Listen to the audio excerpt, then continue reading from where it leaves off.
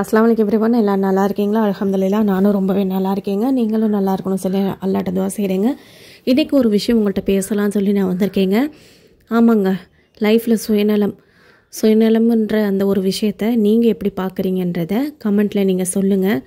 சுயநலம்னு சொன்னோன்னே நிறைய பேர் வந்துட்டு அப்படியே ஸ்ட்ரைக் ஆகும்.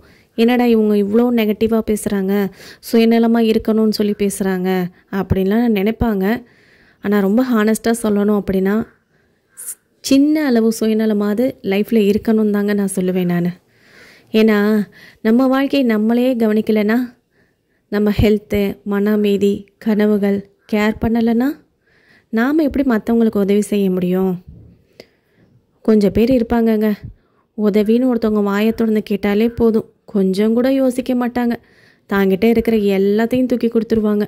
அப்புறம் ஒரு ஸ்டேஜுக்கு மேலே அவங்களுக்கு ஒன்றுமே இல்லாமல் போயிடும்.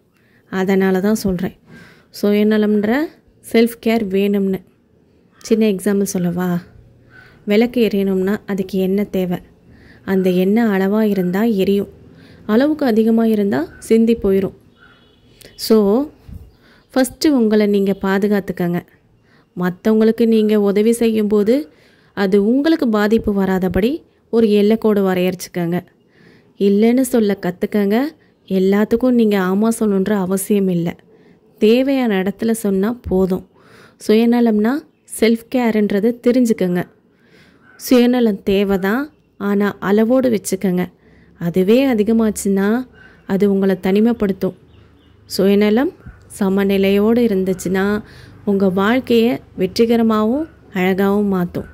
உங்களுக்கு இந்த வீடியோ பிடிச்சதுன்னா லைக் பண்ணுங்கள், ஷேர் பண்ணுங்கள், கமெண்ட் பண்ணுங்கள். மறக்காமல் சப்ஸ்கிரைப் பண்ணுங்கள்.